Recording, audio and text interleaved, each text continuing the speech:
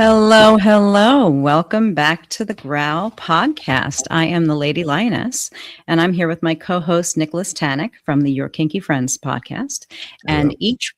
each week on the Growl, we hunt down the topics you crave, the people you want to hear from, and we go live every Monday night at 8 p.m. Eastern Standard Time, where we explore the inner growl, that undeniable fire, and the drive that makes us do what it is that we do. What I'd love for you folks to do is like and subscribe to the Growl Podcast on YouTube. You can follow us on socials, Facebook, Instagram. And if something resonates with you, please share it with your friends.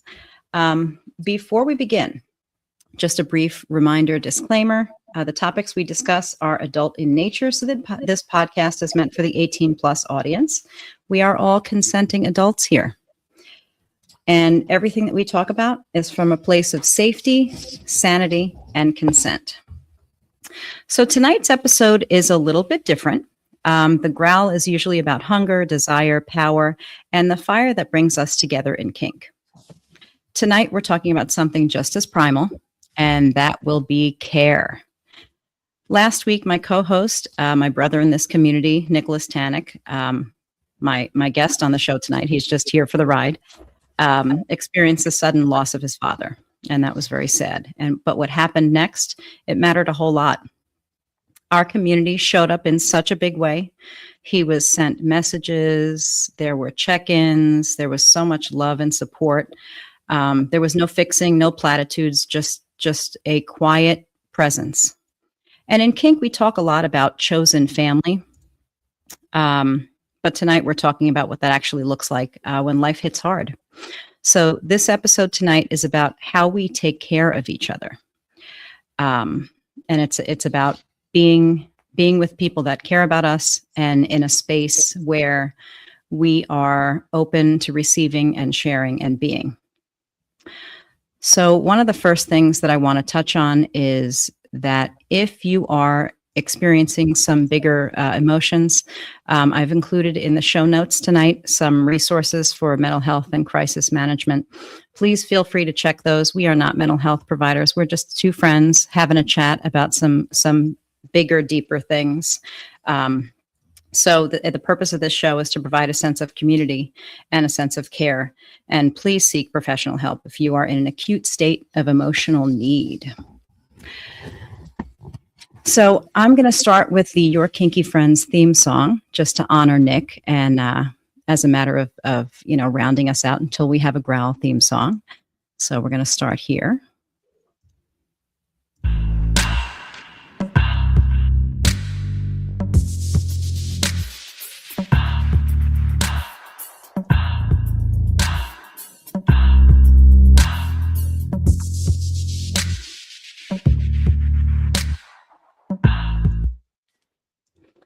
All right, Nick. Hi. So thanks so much for being here with us. You chose Thank you for having me. You chose to keep our weekly commitment, and that really, I'm so honored by that. And there's no pressure for you to perform or explain anything or to be strong. We're here to talk about what it feels like to be held by a community, and only at the level that you wanna talk. So thanks so much for being here. Thank you. Thank you for having me. So we wanted to check in with you. We've been talking pretty much every day, and I wanted to make sure that we stayed connected, even though we've only known each other for a few short months. You've become a pretty important person in my life, so it was important to me to make sure that I was connected to you and checking in with you and making sure that you could feel, at the very least, my support. In addition to so many others that I know for a fact who have reached out to you. So how are you feeling right now, being here with us tonight? I'm deeply, deeply humbled, incredibly grateful. And yeah, I get strength from the kink community. I get strength from the love. I feel a sense of identity and acceptance of my own identity within the kink community. And that gives me the fuel to get through trauma, the pain of loss, So I'm so thankful that I have the community that I have. Everyone shined through, like the love just really shined. So I'm feeling good about that, and that really truly grounds me and puts me in perspective.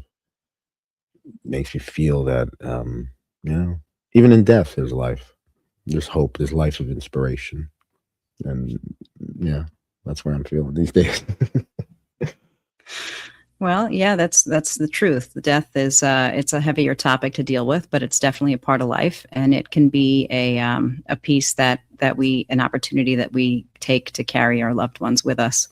Mhm. Um, so, what did it mean to you? I know we talked, we checked in quite a bit, and I said, we don't have to do the show. We can cancel. It's not a big deal. Everybody will understand. You take 1 week for yourself. It's fine. But what did it mean to you that the show didn't stop and that our little podcast community didn't disappear?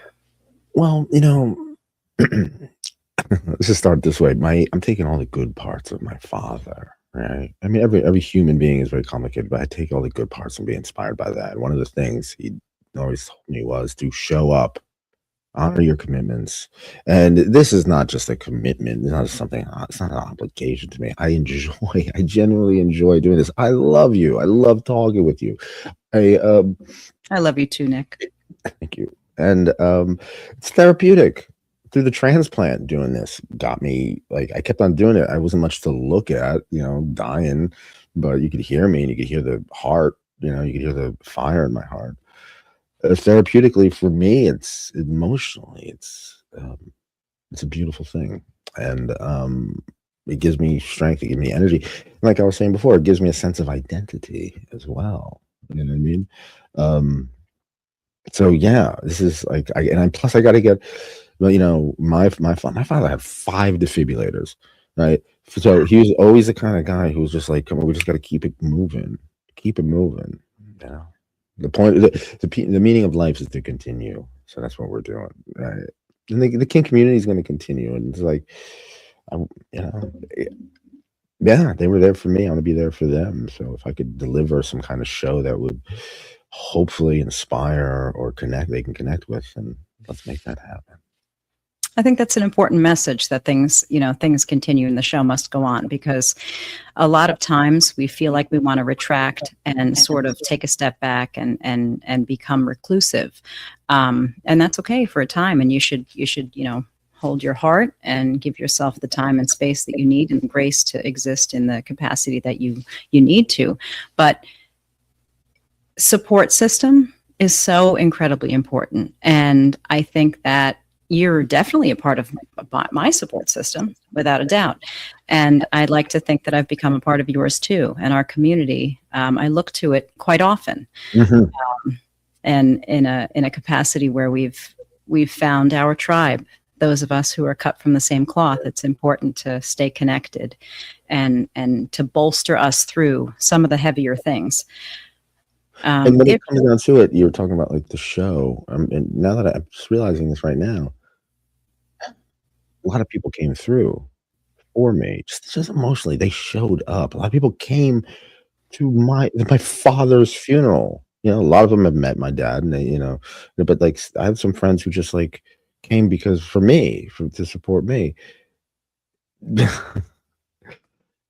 I don't know anybody, like, I don't know any community that, like, came through like that in any other, part of my life, or let's put it this way, in other parts of my family's life, you know what I mean? It's like, I felt because everyone was there for me, and they're all kind, and they're all cool, and they all keep an open mind, you know what I mean? It's like I felt proud. I really felt proud to be who I am, and that my friends were there, and, and you met some really interesting people. I sure did. It was quite an experience to be there and see a different see you in a different capacity, in a different light, and to be able to connect with you on even a different level, and to see some of the people who showed up for you, and that's huge. That's And really the important. show, That's what like we're you said, about. the show doesn't stop, and I Mhm. treat the eulogy like that as well. Like, I mean, life basically is a performance. You're performing, for yourself, even, just your own success, whatever you want to call it. And just like the eulogy, and just like, this show's got to go on. You got to, like, unless you're showing up doing something, you're not doing anything. You're Mhm. nothing. You know what I mean? So And we're show going up. to talk about that eulogy because, my God, if that didn't blow me away, Nick, if there was ever a time where you just knocked my socks off, it was then. But we'll get to that a little bit later. What I want to talk about is your moment of impact, and we don't have to go through, Okay. the full scale of emotions of, what happened, but I want to take this from the point of when you were at your when you were at the hospital, and when you were in that moment of acceptance of what has happened. I want to talk about what the community meant to you, and how the community came through. So one of the ways I want to talk about, one of the ways that I witnessed the community come through for you was immediately following the loss. You made some of your closest friends aware of what had happened, of course, as one does. I was one of them, along with Mistress Shari of Mischief Manor, who immediately Shout reached out out to me. Shari. Shout out to Mistress Shari. I got a whole list of people to thank. Stay tuned, people. Yeah. And we will definitely get to that, because I want to give you the opportunity to thank some folks.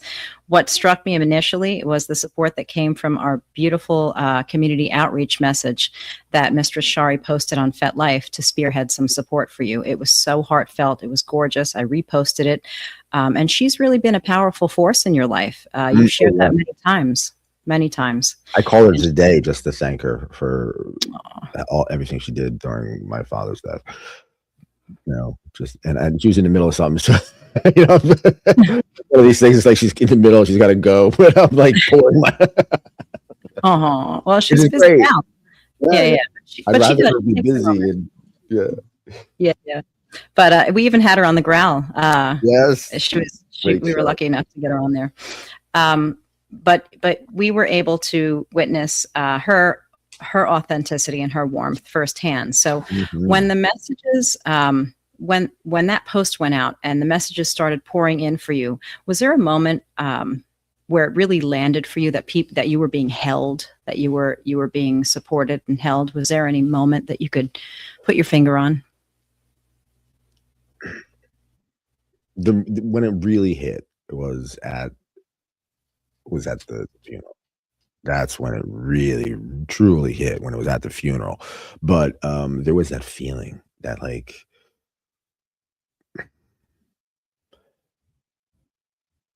because of the outpouring, because I remember I left to go to the hospital. I said, and I'm kind of talking on the phone, but I only really talked to you, Sunshine, of course. Sunshine was first, but I talked to you, Shari, Nico, a couple of, like, I sent some messages out, but I was too, like, busy dealing with the family thing and getting him to. Then there's a helicopter involved. There's a helicopter involved. He's a pilot, and his last trip was on a helicopter to another hospital. And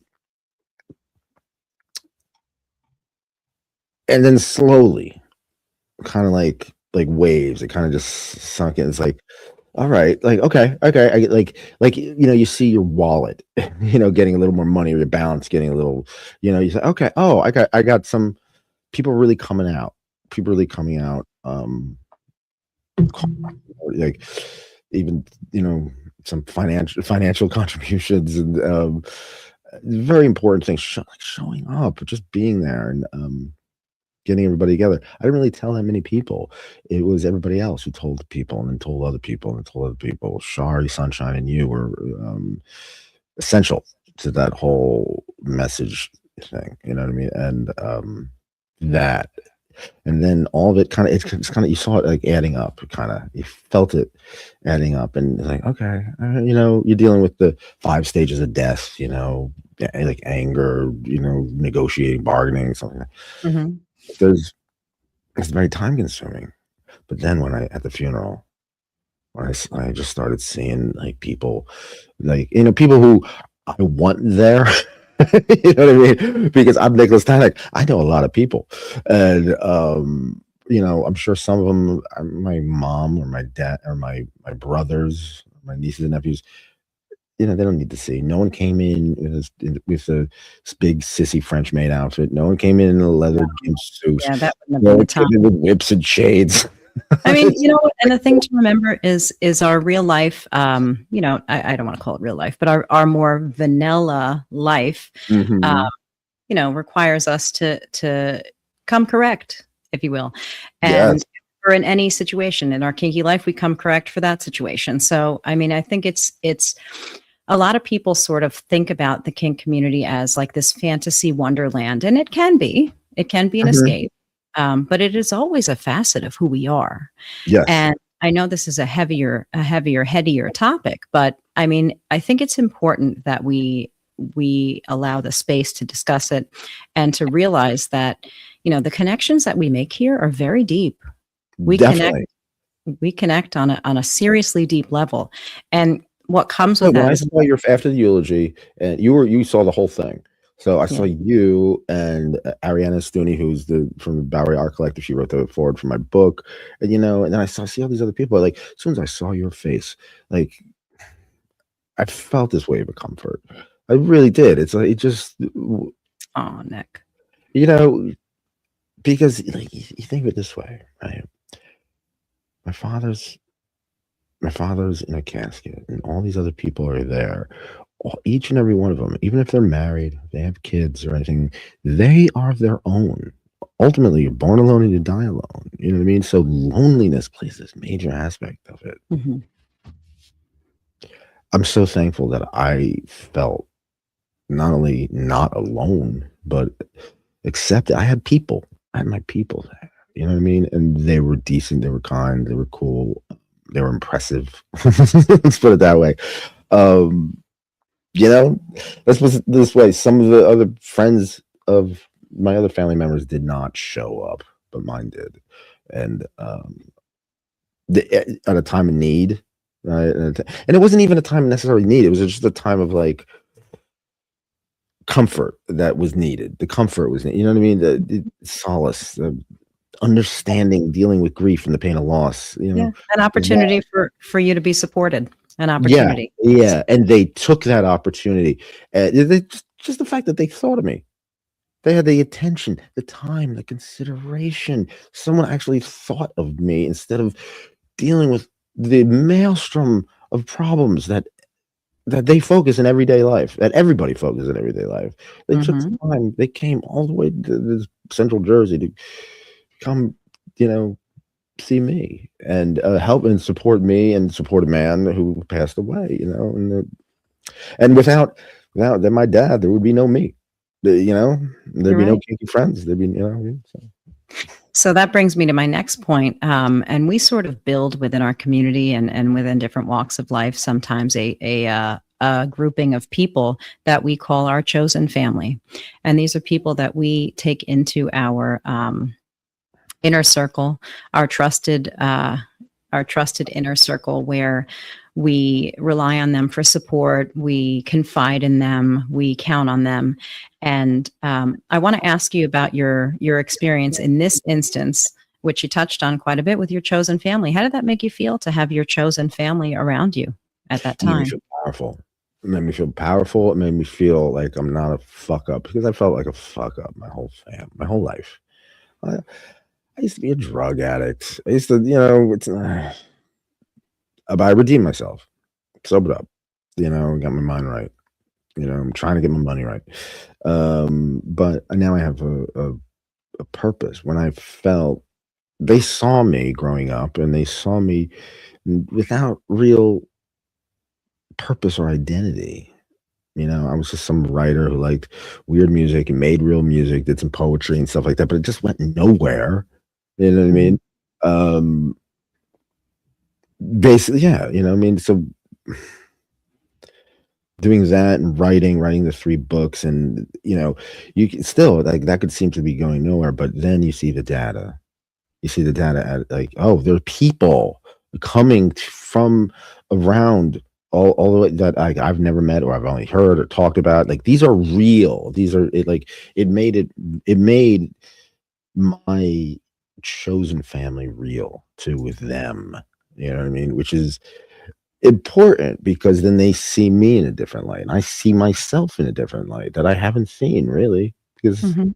I so like I love my family and I love my shows and family, and to see them actually get along together in a time in a place where there's so much prejudice, there's so much hatred, there's just like turn on the TV, it's just fear, fear, fear, fear. Oh, channel 2, fear, channel HBO, fear, the news, fear, all this fear, right? To see And I that, think it's important that we circle it back to, together we're stronger. yes, Together is what we need. And yeah, and to echo, last night's message without, going too far into, but I watched the Super Bowl and the halftime show. yeah, yeah, And the message that, the only thing stronger than hate is love. right on. And, together, I mean, that's across the board. That message is not a political message. That That's seemed a fun. Didn't that seem like a humanitarian good message. time, right? Everyone's dancing. Someone got married. They got married. They got Right. married. Yes, it's a real marriage that happened at the Super Bowl while my Bad Bunny was like. Meanwhile, you turn to that. I would keep this a positive show, but let's just say the No, I didn't even competition watch it. show I didn't watch it. wasn't even watched by the person that they were. Let's not even go there, Nick. I We're mean, gonna yeah, we're gonna but let's stay just say above. Bad Bunny, look, you're right, Bible. You got the people together. That's what I'm all about. Yeah. No, it's Love, good. unity, all that. Right on, my man. Absolutely. All right. So, speaking of inspiration, I want to talk about my experience in watching you deliver one of the most gorgeous, heartfelt speeches, really performances. You were performing an act of complete unconditional love at your father's funeral, and it was amazing. There wasn't a dry eye in the whole place. People were like the breathing. Even I just watched people like, wow. Like I heard people talking like, wow. Just yeah, absolutely. Like Oh, there was so much wow. affirmation. Yeah, I got to stand in the back. I mean, I usually like to stand in the back and sort of observe things. So I'm standing in the back and I'm watching this whole thing play out, and I'm watching you just speak from such a place of love and admiration for a person who made you who you are. And that's, many of us don't get to experience that, and to somewhat live vicariously through your story and the stories that you shared about him, especially that one where you talked about him taking you up in a plane and Yeah. flying you over. I mean, I need you to share that. I'm going to See, let you do that, but okay. that was awe-inspiring. If you don't have to go through the whole eulogy, but that in and of itself, that took my breath away when you said that. I was like, oh my God, what an amazing metaphor for how your father, scooped you up and sort of just put you in this bird's eye perspective of life in general, and said, listen, let's pan out a little bit and look at things from the bird's eye view, and let's realize that's at least the message that I got, that you could. Definitely. Yeah. Thank Yeah. you. That means the world to me. The fact that you said all that about the eulogy. Um, I wanted to take him to church kind of in my way. Right. It was Um, beautiful. You did it. So I'm going to the take myself out, and I want you to talk about that moment specifically. well, my father was a very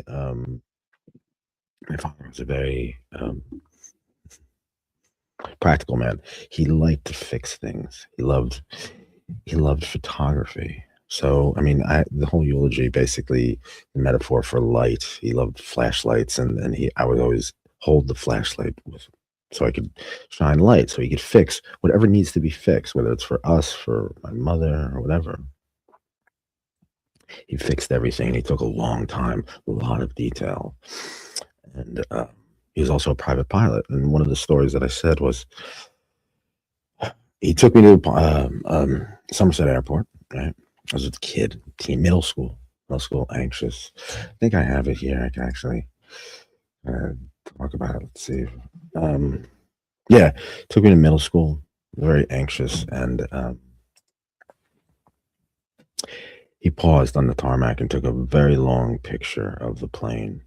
He would always do that. He wasn't in pictures. He was always take the picture, so like he's in the pictures in spirit. But But he took me up in this private plane. It's the first time I was ever in a private plane. So, well, no, I was in a private plane like in Hawaii, like on tours, but he's taking me up. My father's taking me up. And it's not as fun as you think, because it's like, there's a lot, it's altitude and longitude, and latitude, and laws and stuff like that, and dials. So it's like very, very detailed. So it's not like just get in the car, just drive. But then we're up in the air, and he takes us over my childhood house, the house that I'm living, the house that I'm going to return to after we're back on the ground, and we're up there. And it was like he was saying, like, look, this is where you're from. Where do you want to go? And who does that? Like, what? I'm a lucky son. I'm a lucky man. I'm a lucky son to have such a father who was so caring and loving. Now, don't get me wrong, we did not always get along. There's some things we did get along about, but his general care, concern, and the poetry of photography and the poetry of flight all kind of came in together with light, basically, because you need light to shine the way. And he always had a flashlight. He gave flashlights to everybody. I came out with, after all these like eulogies that were very, short and tearful and stuff like that, I came out with I can't read. I take his yellow flashlight out of my pocket, gotta laugh. And that's I basically I wrote this spoken word poem to be performed. And if anyone hasn't imagined, you've seen me live, you've seen me like speak with passion, stuff like that. I try to take him to church. I wanted everybody in that room to see the light, feel the light that that's still shining from him through inspiration. You really did. You took us through a whole gamut of emotions, and people were laughing, people were wiping tears, people were gasping. You were captivating, and I was so grateful to be there for it. I appreciate that. I really do. Yeah. Thank you. Yeah. So of course, I'm grateful to have been there. I want to walk it back to, the community. And do you think that the connections that we make at the depth that we make them in the BDSM community and spaces, do you think that level of consent, vulnerability, trust, that makes this kind of support maybe a little easier to come by? Yes, 100%, without a doubt. Sunshine and I have an amazing relationship, and I honestly think it's because we got all the sex. We connected via sex and sexuality and stuff like that. But like we're like, this is like the basis. It's the basis of life. Sex is the basis of life. It makes life. So makes life. We should know what works and what doesn't, and who works with who, and what works with what, and stuff like that. And that's the kind of attitude that we had on it. Sex, you get sex out of the way. It's like, because look, Justin Saint said it himself. If your girlfriend likes to be choked and you don't like to choke her, she's going to find someone to choke her. You know what I mean? So get it out of the way. Talk, communicate, just connect. Get it out of the way. Yeah, and connect deeply. The kink community. The beauty of the kink community is like, what bar can you go to and not get smacked in the face, and you can say, "Do you like to have your asshole licked?" You know what I mean? You could literally. Wow, we've come so far in this topic. Fight for your rights. But we have the space. Seriously, not that I'm going around asking people to lick my asshole or anything like that. But what I'm saying is, like, you could be comfortable in the kink community. You can be comfortable with a joke. You can be comfortable. You don't have to feel like a pervert, like the bad kind of pervert. You don't have to feel like an outcast. You don't have to feel. I feel accepted. Like I said, I felt like a fuck up my whole entire childhood. I felt like, I was the youngest of three. They all have more money. They all have families. They all have all this shit. Their version of success, which is fine, but success comes in many forms, right? I felt proud I had all those people there. And you know what? Honestly, I wouldn't have those people there if we didn't get the sex out of the way in our friendship. Now, did I fuck every single one of my friends? No, but you know what? We have the honesty and the comfort that we could just talk about sex, so it's not an issue. We could we could talk about sex with other people. We could talk who's sexy. It's not like a thing of it doesn't have to complicate things. It makes it better. Yeah, I think it's about connecting on that deeper level, being able to connect on a level where in the vanilla world, I know you use that term a lot, but it's our regular walk of non-kinky life, that we don't normally typically connect that deeply on heavier or deeper topics. And it's like commonplace. It's expected and it's very normal, and it's something that is a regular part of the way that we communicate together as kinky people with each other in such a depth and such a vulnerable way that it allows us to speak more easily, to emote or express ourselves more easily. It elevates our level of emotional intelligence. Whereas, in other aspects of our vanilla life, people are like very tongue in cheek about things and afraid to approach certain topics. I saw it like at the funeral. No offense to anybody who's there, but like who's not kinky, but like there's a lot of sadness behind those eyes. There's a lot of loneliness behind. Like I see, not just at the funeral, I see it everywhere. Couples who are just not connecting. Mm-hmm. You know what I mean? And this is gonna sound really shallow, but it feels good that like in the midst of death, right? I'm having a pretty good sex life. You know what I mean? Seriously, no, like, because it's that contrast, magnifies life. You know what I mean? So you see sexual people, you see kinky people. It's like they're doing something. They're expressing themselves. First of all, they know who they are. They know what they want. Right? Boom, right there. That's sexy as can be. Right? But someone with purpose. Nothing worse than a time waster. Right? Someone with purpose, you got that. So once they're kinky, they have at least some kind of purpose to get kinkier or whatever, express themselves and connect. That kind of energy sets everything right. You know what I mean?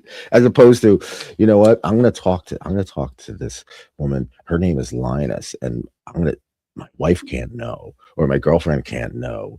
Which, by the way, I don't fly that way. So all parties must be aware and consenting. So yeah, I know, but I'm literally, there are some couples out there, and I see them. Like, yeah, just talking to another woman or talking to another man, like, will send them off on some like jealous raid or some, ruminating bullshit. The lack of being open is. And that's another thing. The kink community is open. Mm-hmm. We're not afraid. We're not afraid to take a beating or a whip or a paddle. You think we're not afraid to hurt your feelings verbally? We're not like, we could be honest. We could use our fantasy to accept honesty and accept reality. You know what I mean?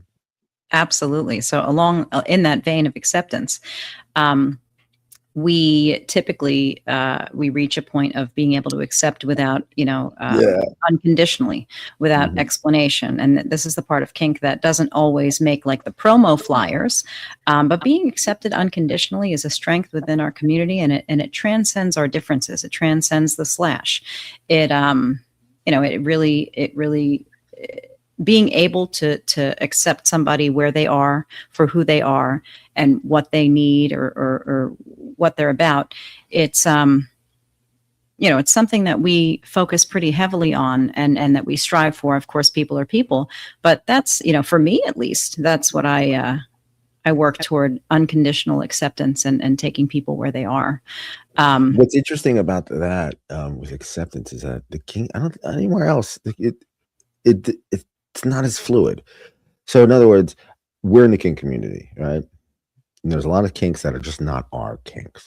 All right, we don't have to list them, we don't have to make fun of them or anything like that. But it's like you meet someone into it, since they're in the kink community, like, okay, that's cool, fine, do your thing. Right. We don't yuck anybody else's yum. Yeah. But outside the kink community, the yucking of someone else's yum is very prevalent. Oh, it's very judgmental. Yeah, it's very judgmental. We pride ourselves, at least for the most part. I mean, not everybody, of course, you have people of all kinds, but we in the community pride ourselves in being accepting.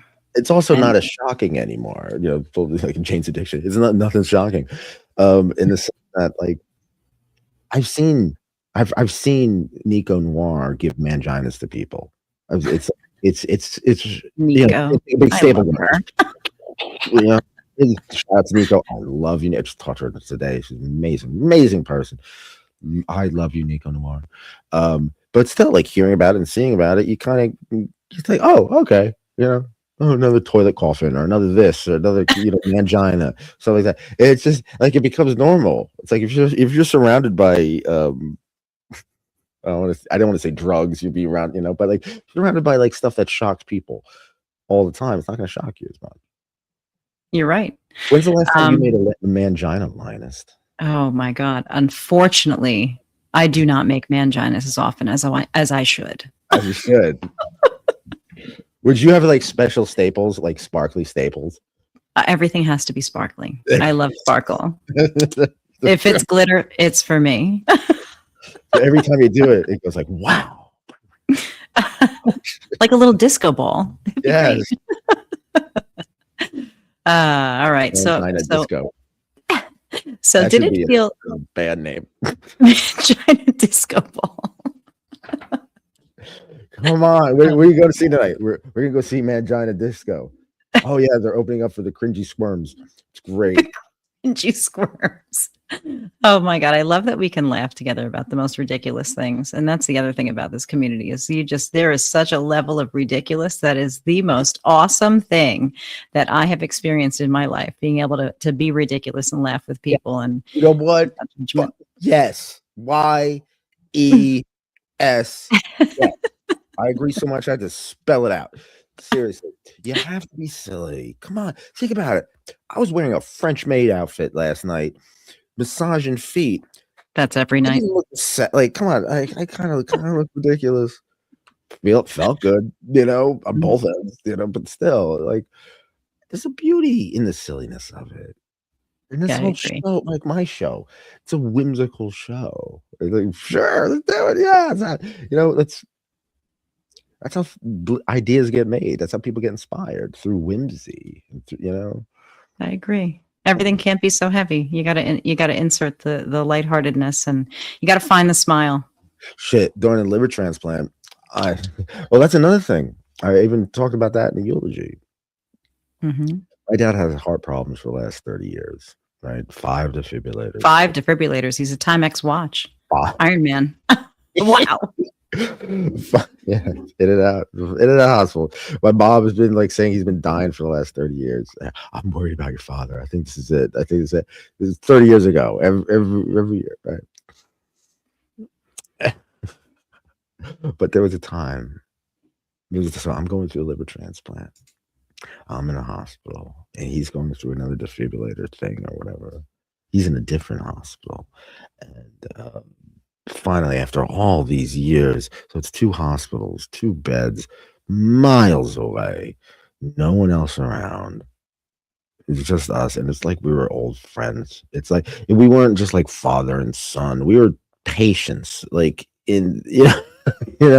so we could. And he had a very sharp sense of humor, so we joke about death all the time. Oh, well, I see where you get it from then. Yeah, I definitely get it from him. So you got to joke, and all through the liver transplant, I was making jokes, just because it's absurd.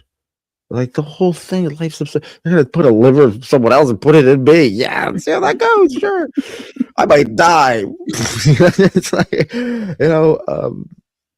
and my life at the time was crazy. I was all right. So at the liver transplant, during the liver transplant, I was living in Denellen with a woman who I love very much, who's manic depressive bipolar, with some very, let's just say, concerning tendencies.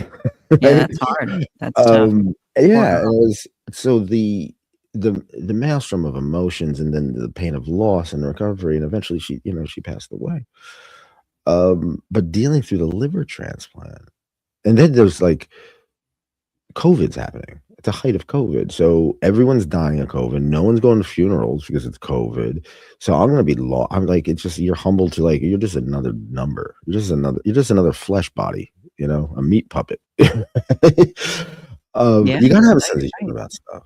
And if it's look, I don't care how sexy you are. You know, some of the BDSM clothing are just ridiculous, and it's beautifully ridiculous. And, you know what I mean? It's the beauty, it's the pageantry of it.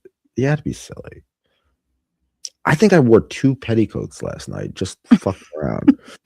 So I want to talk about how did it feel to receive support from people who know you in a kinky way? And before you answer that, I want to remind you all of the crazy stuff that we have talked about over the last week during our check-ins, and you're asking me these crazy questions and to come up with stories. And I know that was a part of processing and getting through things for you. And I was happy to do it, and I was happy to, it's easier, of course, for anybody to laugh through something than to stay in a heavy headspace. I just ask you like a random question, like femdom restaurant, who's the way? It was wonderful. Yeah, it was wonderful. So do you think, I know at least that was being with you in that space and providing the support for you, and talking to you every day, and having that be an aspect of the support that you were asking for and that I was providing you. I know that was very different than support that I've offered other people in other ways. So how did it feel for you to have that element? Oh my God, thankful again, lucky that I have you, honestly, that lucky that I have like the community, and just that there's somebody to joke with. I could make some really dark, funny, off-putting jokes, and there's someone in the kink community who can get it, connect with it, or at least dismiss it as this part of kink community antics or whatever. You know what I mean? Yeah, comfort, the ultimate feel of comfort, and that feeling of comfort can get you through hard times, knowing that you have someone. And that's what my father was like. He was the most dependable man I've ever met in my life. Seriously, he was a man of his word. He was always there to help. It took him forever to do it sometimes, to explain it, and his delivery wasn't like, it was kind of off-putting sometimes, but he did it. He got the job done. Yeah. And I just want to talk to the audience for a minute. If you're in the Sure, chat, please. I love the audience. I can't see the chat. Yeah, right. I'm driving this episode. You're hosting this one. So if you guys are in the chat and you've ever felt like you've been held by your chosen family when life felt heavy, just drop a heart for us. No stories. You just acknowledge and drop a heart for us. And I'm going to go to the chat a little bit and see and talk to some folks and see who's here, who's chattering in the chat. Oh, Sunshine. Hi, Sunshine. And then we have, she's been an incredible support for you, of course, as your partner. She's amazing. She saved my life. Okay, I'm writing a book called The Coolest Way to Save Your Life. So there are many people who did save my life, but I would not be talking to you right now if it wasn't for Sunshine. I love this woman. She's my partner. She saved me from that mess before. The COVID and the liver transplant and living in a situation. Now, I mean, we wouldn't have these shows. I wouldn't have met you if it wasn't for Sunshine and Shari and everything like that. I wouldn't be where I am at. And there's some people who have that light, like I was talking about in the eulogy. She has it. Mm-hmm. Love shines in everything she does. Even just the way she says hello to you. Yeah, she's beautiful. I love being in her orbit all the time, every time I see her. And here's Stan Vladimir. Stan Vladimir. Hey, Stan. I love Stan. Stan's rock, man. He's doing the whole thing. Stan's been around since, I'd say, pretty much the beginning of your Kinky Friends. He's a great guy. And then when Miss Melissa, the woman who used to do the banners and who's edited my book and who was responsible for the cover of my book, The Coolest Way to Kill Yourself, and Your Kinky Friends, and Shit Black Nail Polish, on some health issues, and she couldn't, manic depressive, bipolar, there's a lot of stuff happening. Stan picked up picked up. And seriously, in my most vulnerable moment, he comes through every time. And everybody out there in the kink community, treat him right. Yeah, Stan's a cool cat. He's a Treat him good right. guy. Treat him. Show up when he needs it. Show up. Absolutely, he shows up for I us. love Stan. I love you, my brother. Love you. And then we have Bill. Hey, Bill. Hey, My Bill. friend Bill. What's up, Bill? Very nice. Who else? Who else is in here? Oh, Sunshine says life doesn't stop. She's so right. Purpose of life is to continue. Right. I do have some things I do have to shout out. First of all, I need to shout out Miss Shari, and of course Nico Noir, especially Terry, also known as C Bombs. Terry and George came by the funeral too. Of course, we got Bex, we got Shari, we have Bex, Ariana Stooney, who wrote the foreword to my book. I sent you off together. I met her. She was fantastic. Yeah. Magnificent woman. Who else? We got Ryan Cool, Lee Moore, Lulu, Miss J. I love Miss J. Anybody who knows Miss J, you better treat her right too. She's a magnificent woman. Miss J, Sylvia J, Ray Dom, BB. Oh, I love you, BB. Sweet Loco, my friend, Sweet Loco. Of course, you got the magnificent, curious Kitty, Altair, and then Altair's wife, Sarah. There's so much more. There's so many more people, but those are the ones that really stepped up and helped. Sestra too. Shout out to she's Sestra. Wonderful. Love Sestra. And all these people are just, they're in our orbit, and they really pull through. They really are solid folks, and I love not just being around them, but just watching them just move. Yeah, I love watching good people. Thank you, everybody. Please, Kink community, treat them right, or you don't have to fucking answer to me. Oh God. Well, let's circle back to reciprocity and care culture. Let's bring it back. What was it like being on the receiving end? Typically, you're usually the one showing up. I have to be honest with you. You bring that fire. You bring that light. You are always engaging. You're always showing up for people. And we talk very regularly. And there have been many occasions where I have been needing a sounding board, and you've been there for me. So what is it like to be on the receiving end in this instance? What was that like for you? It feels weird because I think my obsessive compulsive nature makes me talk when there's a lull. So I'm always talking all the time. I'm always trying to feel that because I usually host a show, I feel like I have to lead it, right? Or I feel like I have to be on point, do something. So it's good. It's very relaxing to not have to worry. Like for this show, oh my God, I didn't have to put the questions in. I didn't have to. I didn't have to I know I got the drive. Yeah. Well, I didn't know if the guest would show up or not, because I knew that the guest was going to show up because I'm the guest. You're the guest. So the only person would be who could let me down is me, really. So that's cool. That's a cool feeling to have.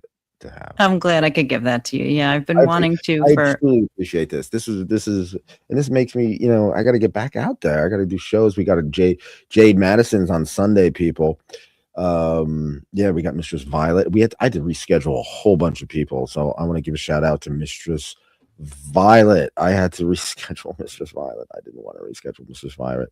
Most importantly, though, I had to reschedule, right? Valerie von Weiss. I feel bad about that.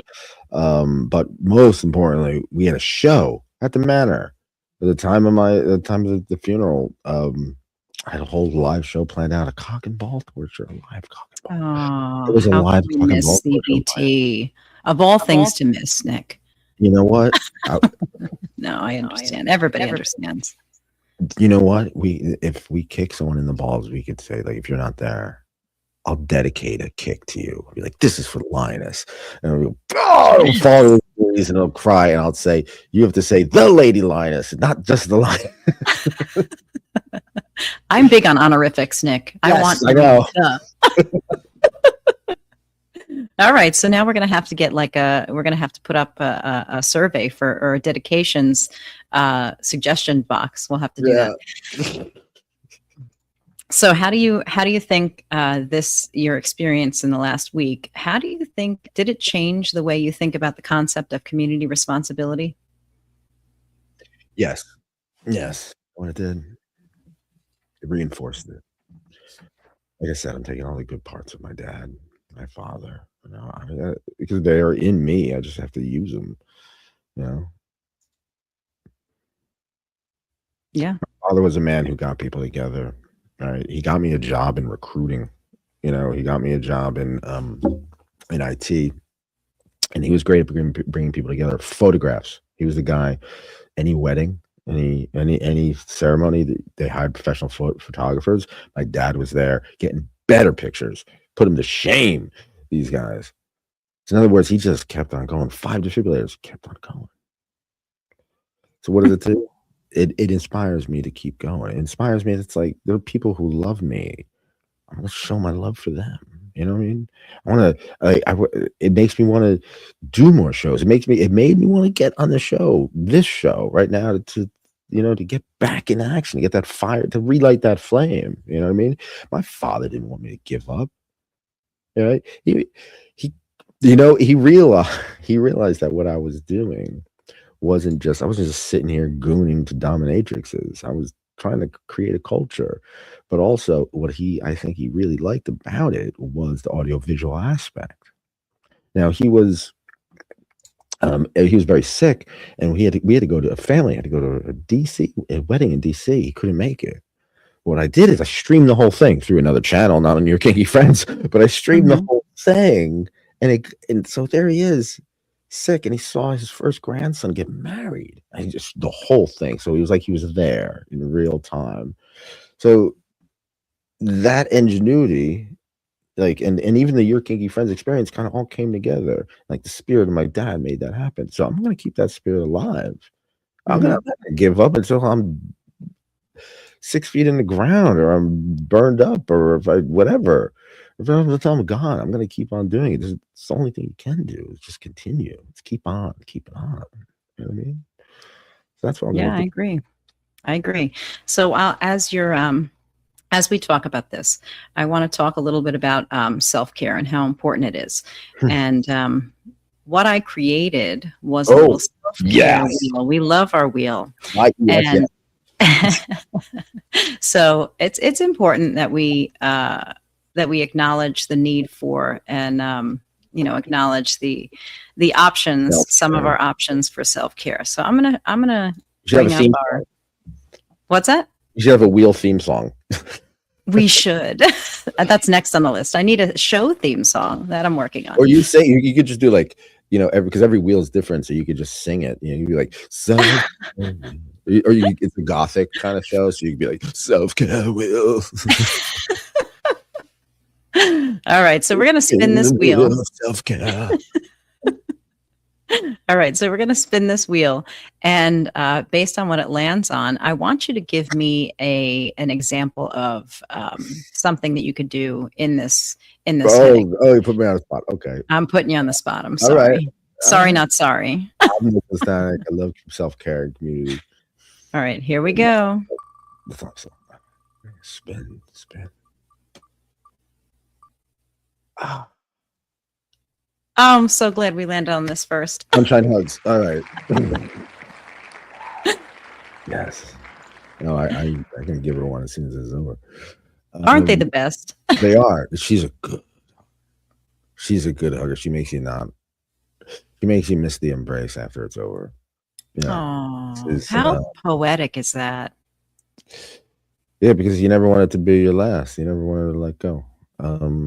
But so it's like when she's the kind of person, when she hugs, it's genuine. She loves you, and she's short, so she's hugging it up. So there's that whole symbolic nature of like she's reaching up for you.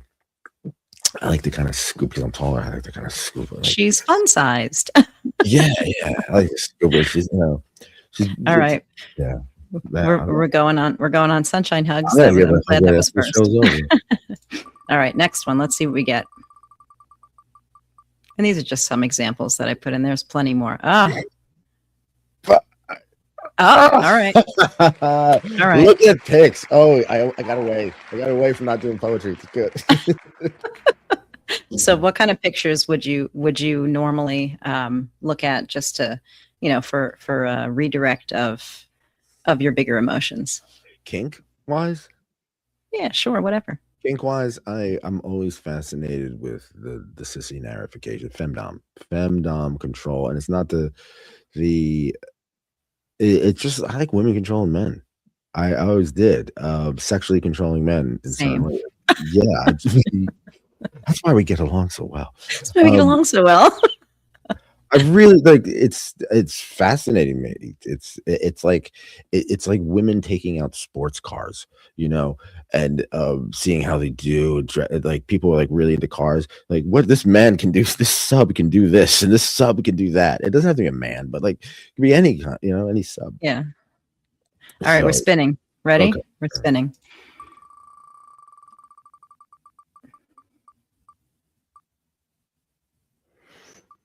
Retail therapy. That's one of my favorites. What are you buying? I love taking women shopping for lingerie with vibrating eggs inside of them. That's hot. Yeah, you shared this with me. And what's the indicator for what you like? I wrote a chapter about it in this book. Wait, I'm sorry. Say it again. What is it? What's the indicator? How do you let them know that there's something that you like? Oh, there's a remote control switch. And so if they go to, especially if it's like a corset, anything with garter belts, a thigh has. Very nice. I love it. That's the one. But yeah, retail. Also, like when it comes to kink, kink lingerie, I am fortunate enough to have like really cool sex toys. Yeah. So like I could always use another one, but lingerie, like you go through lingerie, and there's always what's cool about lingerie. There's always a new design, a new fit, and the body changes. So things, it's always like new. Whereas dildos are great and everything like that, but like it doesn't fascinate me like lingerie. I mean, I agree wholeheartedly. I'm very into lingerie. All right, we're spinning again. Ready? Let's see.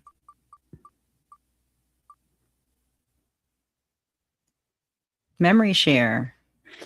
That's all I've been doing these days for the last 10 years. You really think about it. I have some memory and I put it up here. But yeah, what I do is I consciously try, like dealing with the death of my dad. I'm consciously like, there's enough bad memories. I mean, every father son has bad memories, stuff like that. But I mean, overall, my dad was a very good man. He was a decent man. He's a loving father, so I just try to take the good aspects of it, and that's what I do. I try to just take the good aspects of the personality, and that's what they do with everybody. You consciously try to focus on the good memories and to learn from them. Focus on you think about the bad memories to learn it. Every bad thing that happens to you is a lesson and a blessing in some way. You know what I mean? A lesson and a blessing. Yeah. You just got to look at it that way. Find what you can get from it, and you can emotionally, intellectually profit from it somehow, or physically make yourself better. Yeah. All right, spin the wheel. You want me? All right, I'm doing one more spin, even though we have 4. We're doing one more. Let's see what we're. 1 out of 4. Community. It's a big one. It's a very big one. And then I'm glad it landed on that because it comes in many forms. And there's this, like, the fact that I can't say enough how many times this week that I said, thank God for the kink community. Like, I got my people. I got seriously, just I could have just someone to talk to. if I have an issue, if I have a problem, and even if like the kink community is so diverse, like there are doctors, there are lawyers, right? There are lumberjacks. You name it, you got them. We got them, and that community is the most important part. I feel so comfortable and comforted the fact that I have a kink community. That's- We got someone to talk to, and even if they don't know what their personality is interesting enough to at least entertain and comfort. You know what I mean? Yeah, I agree. There's so much to People out there. just pull from. There's so many people out there in our community. All right, so now we're going to do Yes. a YKF staple, and you usually write these, so I took a spin. So here's mine. You ready for the Yes. Make It Better? Okay, make it better. So imagine I'm going to put your Actually, this is a Growl staple. I only do this on the Growl. I've done this okay. in YKF since we started the Growl, but only for certain people. And yeah, this is a So the Growl. Make it better. Yeah. All right, so we're going to make it better. So you're about to start a scene with a play partner of yours, a trusted play partner that you know, and they recently had suffered a loss. Let's just say loss of a pet. Pets are just as much a part of our family as people, so that's a big thing. So your play partner hasn't shared their loss with you yet. Oh no! And they were hoping that playing would take their mind off of things for a while. You can feel the tension and the heavy energy. What do you do in this case? How do you make it better? How do you approach? Address it right then and there with a good intention. Address it with kindness, and say it's like, something's off, call it, say it. We can make it right, we can make it on, but let's just address it. You know what I mean? There's no force. You don't have to do the scene. It's okay.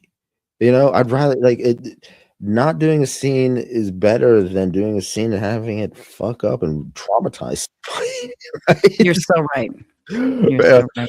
But address it. Like seriously, fundamentally, people gravitate towards the truth, right? So if you're honest about yourself, about the situation, about the surroundings, about the situation, you could still be positive about it. You don't have to be a miserable, horrible person. You could word it in a nice way, but it's even just a little bit off. You take a couple minutes, take a breath. You don't have to jump right into a scene. You could just chill out and just talk and get more comfortable. You know what I mean? Like seriously, this is a good time. We're meant to have a good, even if it's pain, right? It's like you do it for a reason. So. But address the situation. Yeah, I agree. There's not very many things that I wouldn't just throw communication at. Yeah.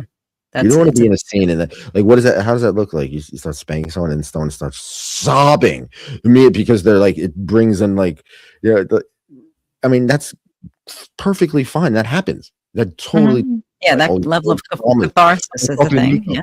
I was talking to Nico and she goes, I cried out kindergarten. That she, because that's so much comes out of her from her past. If certain scenes, but the way just address it so we know. So that's good. Conscious of it. Look, you could be a better lover, a better play partner if you know you're a partner. Mm-hmm. If there's that comfort and that honesty, and they could tell you that, that's what I think. Honestly, that's why I think Sunshine and I work so well. It's like we have this kind of telepathy. We could tell something's off, and we talk about it. I mean, and even if when it comes to sex, if one position is off, it's not the end of the world. You just find a new position. Absolutely. Things are not static. Yeah, things are not static. So yeah, throw communication at it. I love it. I love your Make It Better. All right, we're moving on to the mailbag. Oh, we got mail. You've got mail. I do. Wow. So you have undoubtedly received many messages. You talked about some of them. What message? And you don't share any names or any details, but what's one of the messages that stood out in your mind that you received over the last week? Over the last week. Mm-hmm. Oh over the last week.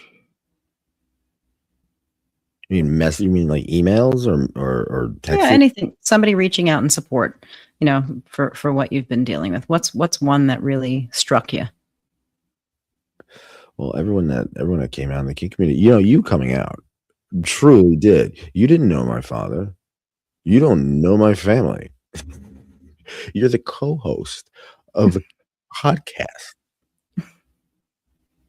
And yet you were accepted and treated, and you showed up. You weren't scared, right? You were, oh, I got to deal with his family. You didn't know what you were walking into. They're not, but they could have been all Trumpers. Trust me, they're not. But like they, like you don't know what you're walking into. You're right. You're right. I didn't know, but I approach situations heart first. No matter who I'm approaching, it's with goodness in my heart and authenticity. So that's why I end up not nervous in cases like that. Very touching. Yeah, that was extremely touching. When it comes to just messages, honestly, everybody, like, they called. Miss J sent a magnificent message, which I thought was extremely heartfelt and just on point. Yeah, Miss J sent a very beautiful message. I don't want to read it because it's private. That's okay. All right. So one of the what I would like to do is sort of just recap tonight's takeaway. Yeah. And I think that it's pretty simple and it's pretty clear, but it really is everything. And I think the takeaway from tonight's episode is that we really need to take care of each other. We do. Community means showing up even when there's nothing that can immediately be gained. But we really need to just take care of each other and make sure that we're showing up in an authentic and loving way. And sometimes it can be hard to know, what to do for somebody.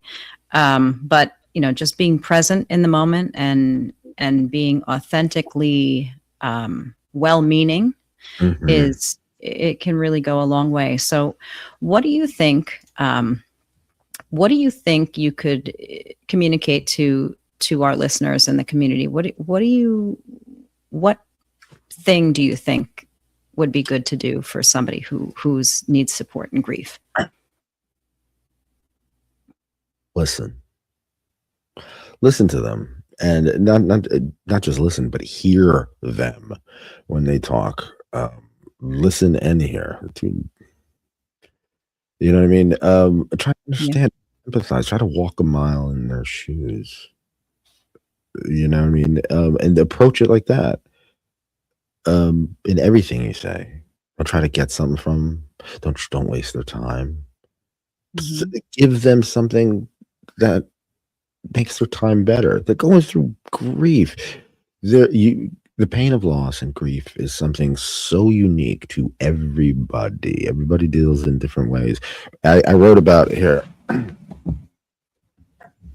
a good way to plug the book. This book, Your Kinky Friends, the reason that started this whole thing. It's basically the book. It's my dom died. And what do you do? How do you deal with that grief, that pain of loss? Well, this one summer I dealt it. I didn't know what to do. I impulsively just once I started talking to everybody in the kink community that I could, not necessarily to get laid, not to have an orgasm, not to even, of course I want to lick a clitoris, but that was the main goal. The main goal is just to connect, and to not feel so, I felt like no one would understand me. And no one would even think of accepting me like Lynn had in the coolest way. And I jumped right into it. That was my way of dealing. Everyone deals with grief. Some people drink. I drank way too much. I need a liver transplant, so please, whatever you do, don't drink. Watch it. Be conscious of it, of drugs, alcohol, temptation, religion, gambling, the vices. They're all extended in people. Let me put it this way. I'm gonna set this straight. You know what? Sadness is business, right? People make money off your sadness. You're emotional. How many people in the sex workers know this too? You get someone vulnerable, they can be very lucrative. You know what I mean? The way it I is. mean, you don't want to, we try to be, authentic in the way that we approach people, but yeah, you're right. It So leaves if you you're in going a state of straight, vulnerability. be Mhm. careful. And I was telling my mom this. Protect your energy. Be Absolutely. your energy and your attention is currency. You know what I mean? I'm really trying to say this as a loving person. Protect your energy. Be around people who give you good energy, who feed your energy, make you feel good. Like that makes a difference. And you know what? Life is short. You could hang up. If someone's giving you bad energy, you could straight flat out say, "Yeah, you give me bad energy. I'm going to do something else." That's it. That's it. What are you gonna do? It's as simple as that. I mean, it's easier said than done, but Yeah, they give you more you're bad right. energy. Walk away further. So let's talk to our audience a little bit, and thank you Please. guys for being here and hanging out with us and listening to something that is incredibly necessary to be Thank you, brought. everybody. If somebody listening right now is struggling, what would you personally want them to hear from you and a message from us? I wonder if anyone is out there. But I mean, it's reliability and showing up. It's just emotionally, like physically show up. But some people can't because they're far away. Just like show up emotionally. And that connection is there for a reason that you have with that person. That person just lost somebody or lost something like an animal or a loved one or something. Pain of loss is relative too. You may not even like the person that they lost. Doesn't matter. That person that you care about is feeling grief and loss, and they're processing it. It's confusing. It comes in waves. You know, be conscious of it. Be caring. Be cool. Be kind. Keep an open mind. That's what I say. I love it, and I think my message would be, you're not alone. I see you. And I love you, even though I don't know you. People can hate without knowing you. I can love without knowing you. So I see you. I love you. I accept you. And you're not alone. And if you need... Mhm. I'm sorry, the fact that you did this, the fact that you put this show together all by yourself, right? I was grieving my father. You did this. And to have this as the topic, I mean, it shows that you got the light already and you're shining it. It's beautiful. That this is an example. This show, this Thank you, episode, Nick. is an example of how the community came through. Yeah, and it is a heavier topic, but I feel like it really needs to be brought. I feel like I have an ability to, to talk to people and connect with people, and that's one of my support is one of the ways I show love, and connecting with people is something that's in such short supply sometimes. And I'm grateful that I'm part of a community, and I'm grateful that I've connected with you and with our listeners. And that I'm grateful for that every day. I think about this show. I think about, all the connections. I'm grateful for them. I practice gratefulness at the beginning and the end of each day. And it's, I identify usually 3 things that I'm grateful for, and then, 3 things that I can improve on. And so that's, I'm grateful for this. All right, Nick. So let's talk about support. How can we support you? Oh, well, you could buy a book. They're going to go out of print, people. The physical copies are. I took my broken heart, made it into art. Your Kinky Friends is a true story about what to do when your dom dies, basically, and you're alone. This was kind of, it takes place before this, kind of, in a way. It's a big circle. But this is, even though this was written after this, it takes place during the summer before this was written, between her dying and me writing this. But please, to check out my story. The Coolest Way to Kill Yourself by Nicholas Tanek. No one kills himself in the book. It's a metaphor. Basically, I became Nicholas Tanek, but it's also, I'm going to do this whether it kills me. I'm going to love this woman whether it kills me. I'm going to write this book, even if it kills me. And guess what? I killed my old selfish person that I once used to be, and now I found an identity, and my people and the community helped form it, and the writing formed it, and the podcast formed it. So please support that. So Cash App. We need money. Every show could be the last. So send Cash App to YKF under lowercase Tanek. YKF or YourKinkyFriends.com, and please subscribe to us on Spotify. YKF, Your Kinky Friends on Spotify. Subscribe. It's very inexpensive, and there's a lot of stuff on there you can't get on YouTube. It's always there before it's on YouTube for weeks. So at your dungeon, you have inside information that no one else has. They see it on the show, if they're even talking about me at all, which they're probably not, but still doesn't matter.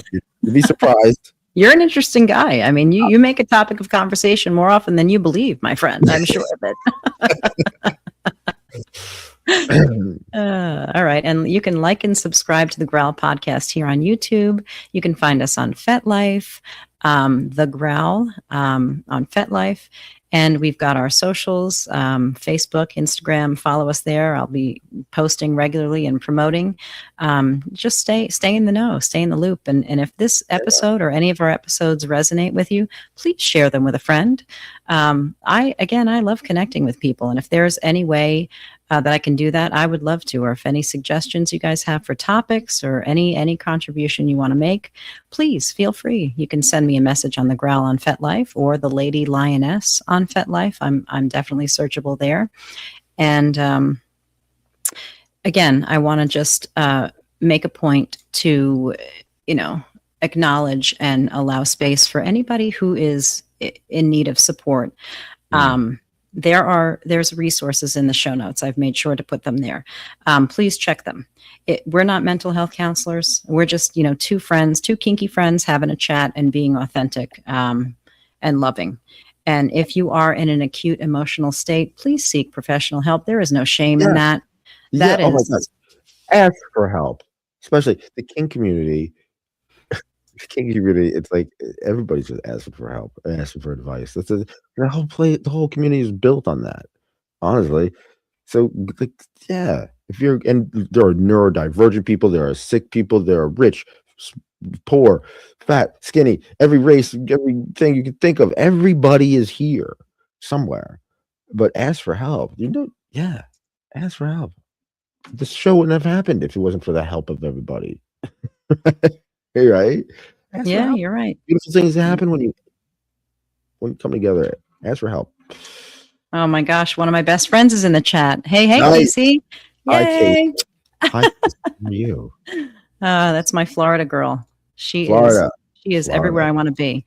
And then this is one of my friends. He's a music producer. Nice. And he does amazing work. He's also followable. You can follow him on Spotify. Go see me. He does some really, really brilliant stuff. So thanks for being here. And Nick, I want to thank you. I want to thank you for laying yourself bare to us here on the show. That takes a lot. And we love you and we see you and we are here for you every step of the way. And I want you to always feel held and supported.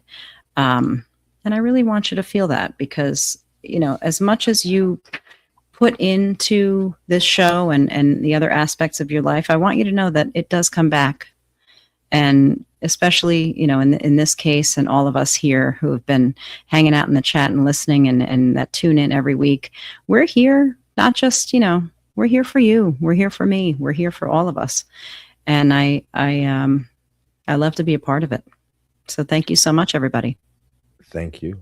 And thank you. And please, if you have a poem or if you're an artist or if you make beats or music or anything like that, please check out the Kink Helps Kink art and poetry project. We're putting a whole bunch of stuff together. Oh, here's my website. There's even an episode. Kink Helps Kink. Let's see if that comes up. Here's a Kink poem by Karen Joyner Washington, and this is the art project. We'll discuss a little more about it. We're going to have an official thing. We have a poem and everything like that. Kink Helps Kink poem. We're looking for songs. Believe it or not, I'm talking to my own nephew to make a folk song about this stuff. So yeah, if you're a poet, That'll be cool. If you're a poet, a writer, an artist, sculptor, a painter, if you make music, if you have an acoustic guitar, if you play banjo, I don't care. I want to hear it. I want to see it. Kink Helps Kink. We're starting a culture. I want to take this kink culture is good people. Like, I'm alive because of the culture. You know what I mean? So it helped me. Let me show how everybody helps everybody. So that's what this is all about. Anything that's with that theme, Kink Helps Kink, anything you could do, I'll get you up. I'll get you exposure. Yeah. Take your broken heart, make it into art. Make it happen. I love that. All right. So with that, we're gonna go ahead and close it out. Thank you so much for being here with us, everybody. Thank you. And I'm so glad, and I will see you. So glad you were here, and I'll see you next week, next Monday at 8. Hey, people.